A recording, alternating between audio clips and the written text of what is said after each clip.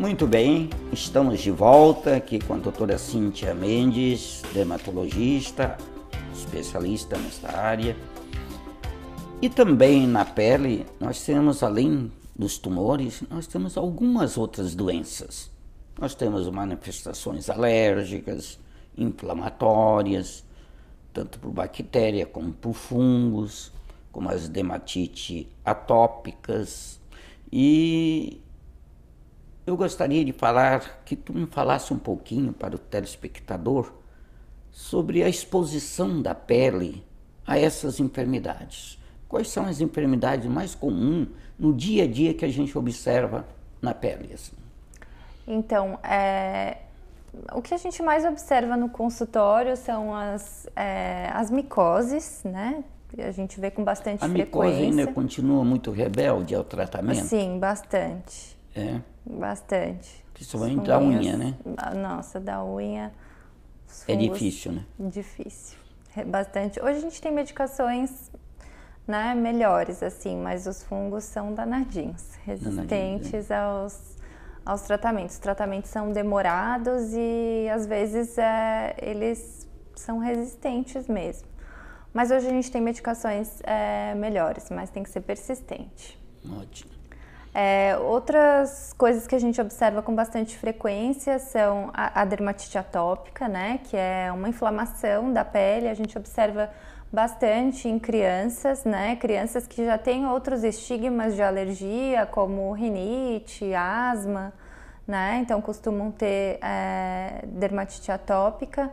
E ela vai até um certo período, essa dermatite atópica? A dermatite atópica... A idade da criança? Ela pode melhorar na adolescência, mas pode também persistir. Geralmente, quando persiste aquele adulto que vai ter dermatite atópica e a criança que tinha uma dermatite atópica mais grave. Mas, no geral, graças a Deus, a maioria dos casos melhora.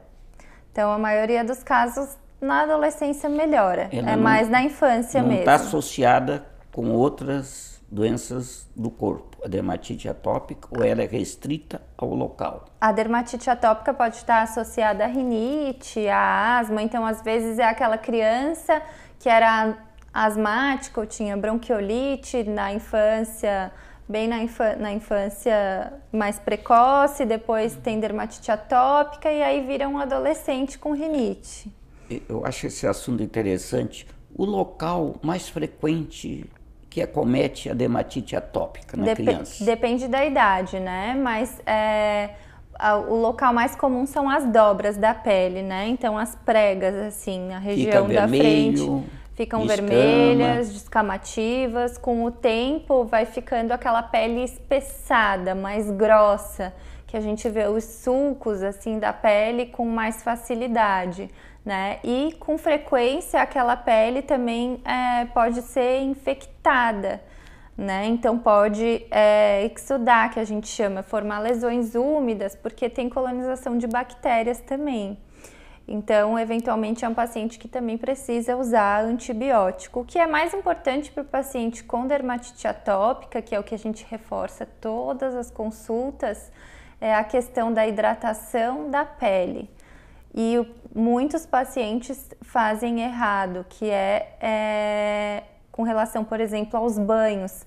Tomam banhos em excesso, esfregam muito sabonete no corpo. O fato de se higienizar em excesso é muito ruim, retira toda a barreira de proteção da pele. Isso é um assunto muito importante, sabe? Assim, tem pessoas que têm hábito demais, e isso não é bom. Não é bom, é ruim. Então a nossa pele do corpo, assim, por exemplo, dos braços, do abdômen, das pernas, ela não foi feita para ser higienizada. Então passar sabonete é errado, passar sabonete, passar bucha, esponja, isso é um hábito errado. É só a água mesmo. É só a água, a não ser que esteja sujo, né? Isso. Que a criança, por exemplo, foi brincar, né? E está sujo, senão não menos deve para o adulto passar. também, né? O adulto também não, o idoso muito menos, que a pele já está ressecada. Pois é, isso é um assunto interessantíssimo, né? Que eu ia tocar até contigo e tu já se adiantou. Muitas vezes a pessoa toma excesso de banho, usa demais sabonete, ducha, assim como o excesso de piscina, tudo é muito prejudicial. Tudo resseca a pele e acaba gerando às vezes quadros de coceiras só pelo ressecamento da pele. Pois é. Né? Então, as crianças com dermatite atópica é o que a gente tem que reforçar todas as consultas com relação aos banhos. Muitas mães, isso no geral, muitos adultos e idosos também têm hábitos de usar os sabonetes antissépticos, né? Isso também é errado. Sabonete antisséptico não é o sabonete que deve ser usado, nem o sabonete neutro normal na pele não deve ser usado e muito menos o antisséptico, né? Preste bem atenção nisso, porque é importante. Né? Isso piora ainda mais o ressecamento. Então, as crianças com dermatite atópica, às vezes, só de diminuir o banho e aumentar a hidratação da pele, já ficam controladas. Como é importante. O tempo está passando rápido e nós temos que adiantar.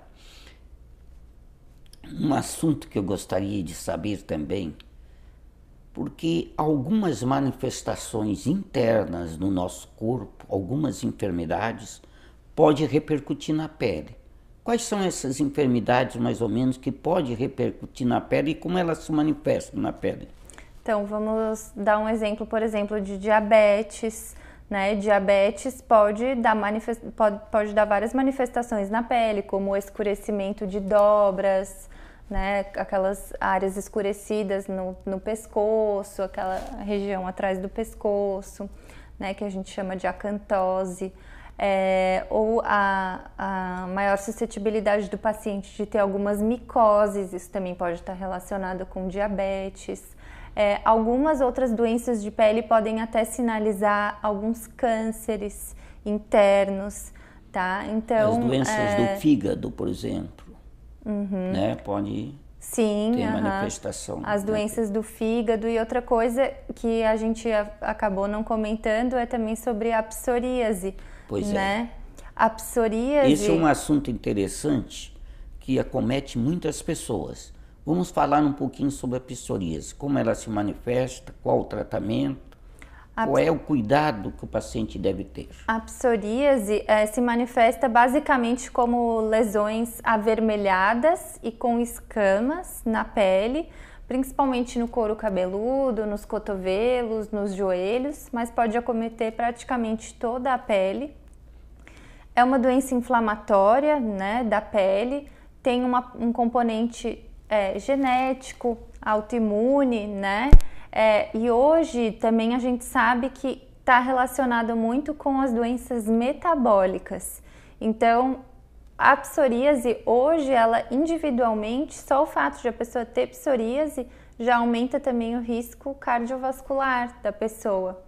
Então, o paciente com psoríase, a gente também tem que bater na tecla sempre de manter um estilo de vida saudável, controlar o peso, né? Fazer atividade física, se alimentar adequadamente, porque a psoríase, o estresse piora a psoríase, o tabagismo piora a psoríase. Mas hoje a gente sabe que a psoríase em si aumenta, por exemplo, a chance de a pessoa ter um infarto, que a gente antes não fazia essa correlação. Né? A gente achava que era uma doença só da pele. Que ela se expõe mais braços e... Pode acometer qualquer área do corpo, mas os locais assim clássicos, né? Couro cabeludo, joelhos e cotovelos, que a gente chama de psoríase vulgar. Mas existe psoríase, por exemplo, nas palmas e plantas, né? Psoríase nas unhas. E a psoríase se manifesta com aquelas lesões descamativas, né? E avermelhadas. Isso. Ela tem tratamento? Tem tratamento. Não tem cura. Qual é o cuidado que a pessoa deve ter? Mas tem tratamento, né? Então, além de ter um estilo de vida saudável, manter a pele hidratada, né? Existem medicações tópicas, ou seja, cremes que a gente usa com medicações para passar, né? E dependendo da extensão, da gravidade, do quanto aquela psoríase está interferindo na qualidade de vida do paciente, a gente também tem medicações via oral, né? diversas medicações via oral, injetáveis também. E ela tem algum período do ano que ela aparece mais ou não? No inverno, no verão, como é que é? Como o sol ajuda um pouco, né, a exposição ao sol, tanto que a fototerapia, que é a exposição na cabine, né, a radiação UVB é um tratamento. Então a exposição ao sol pode ajudar, acaba que no inverno a psoríase costuma piorar, também porque o paciente acaba às vezes não fazendo o tratamento corretamente, tomando banhos quentes, a pele fica mais desidratada. Então, no inverno costuma piorar, no verão, pela exposição ao sol, costuma melhorar. Tem idade a psoríase ou pode acometer qualquer idade? Pode acometer qualquer idade, né? Existem tipos diferentes de psoríase, pode acometer qualquer idade, tem a psoríase infantil, tem a psoríase do adolescente, mas ela a gente observa mais no adulto meia idade mesmo, a partir dos 40 anos. A área do couro cabeludo é mais difícil de tratamento, assim, não? O couro cabeludo, geralmente a gente tenta por um tempo o tratamento tópico, mas a gente vai mais rápido para o tratamento sistêmico se não está resolvendo com o tópico, porque atrapalha muito, né, a qualidade de vida do paciente, assim como mãos e pés, né? Apesar de ser uma área pequena acometida, por exemplo, a mão, uma área relativamente pequena, mas interfere muito na qualidade de vida do paciente ter lesão na mão, por exemplo, né, ou no pé. Interfere muito na qualidade de vida, então são locais às vezes que a gente indica com mais facilidade, assim, a medicação mão, no pé sistêmica. É mais raro, não é muito comum acometer ou não? Olha, não é tão raro. Não? Não é tão raro. Muito importante, então. Bem, doutora, estamos encerrando o nosso programa. Eu creio que o telespectador gostou bastante do que nós conversamos hoje aqui. Se alguém precisar dos teus cuidados, eu indico. Está muito bem preparada, uma profissional competente.